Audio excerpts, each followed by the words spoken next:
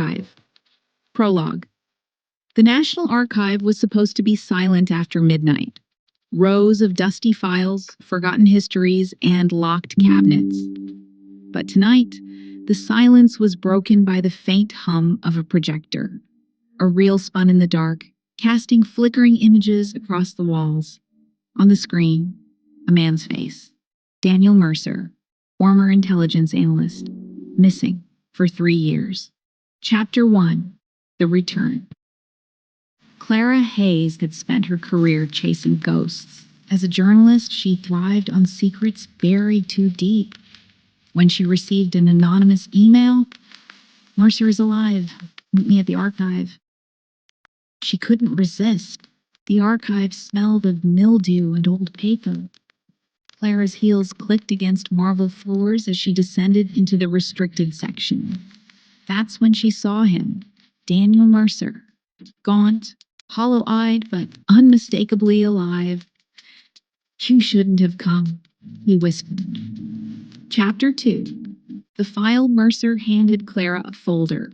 Inside were photographs of government officials, coded messages, and surveillance reports.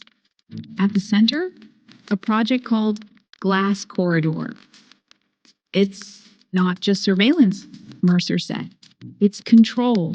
They're rewriting history, erasing people. I was supposed to disappear."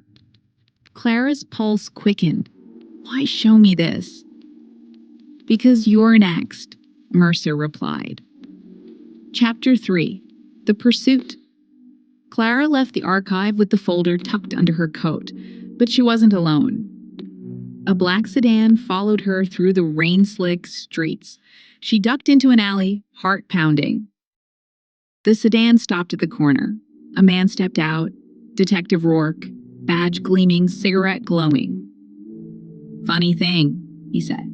"Your name's been flagged. You've been digging where you shouldn't." Clara tightened her grip on the folder. "You're supposed to protect people." Rourke smirked. "Protection costs? Secrets pay better." Chapter 4. The Corridor. Clara's apartment became a prison. Every night at 3:17 a.m., she heard footsteps in the hallway. Heavy, deliberate. She checked the door. Another note taped there. "You can't escape the corridor." The words echoed Mercer's warning. She opened the folder again, tracing the coded messages. Each one pointed to a location in the city. Warehouses, abandoned stations, forgotten tunnels. The corridor wasn't metaphorical. It was real. A network of hidden places where people vanished. Chapter 5. The Betrayal. Clara confronted Mercer. "You dragged me into this. Why me?" Mercer's eyes darted nervously. "Because you're the only one who can expose it. But you don't understand. They're inside everything. The police, the press, the courts. Rourke isn't just corrupt. He's their gatekeeper." Clara realized too late that Mercer wasn't protecting her. He was using her. The folder was bait, and she had taken it. Chapter 6. The trap. Rourke cornered Clara in the subway tunnels. The air smelled of rust and smoke. "You think you're clever," he said, flicking his lighter.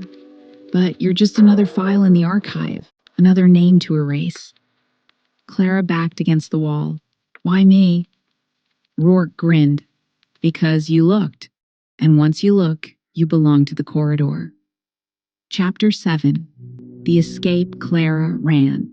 The tunnels twisted endlessly, doors opening into rooms filled with typewriters, reel projectors, and filing cabinets. Each room contained fragments of erased lives, photographs, birth certificates, death records. She realized the archive wasn't just a building, it was a labyrinth of control. And she was trapped inside. Chapter 8. The Choice. At the heart of the corridor, Clara found Mercer again. He was surrounded by files, his hands trembling. "They'll never let us leave," he said. "But we can burn it. End it." Clara hesitated. If she destroyed the archive, she'd erase the evidence too. The truth would vanish with the lies. Rourke's footsteps echoed closer. Chapter 9. The Fire. Clara lit a match. The flame spread quickly, devouring paper, film, and wood. Smoke filled the corridor, choking the air. Rourke burst in, coughing, gun drawn. You think fire saves you? He snarled. Clara raised the folder. No, but it saves them.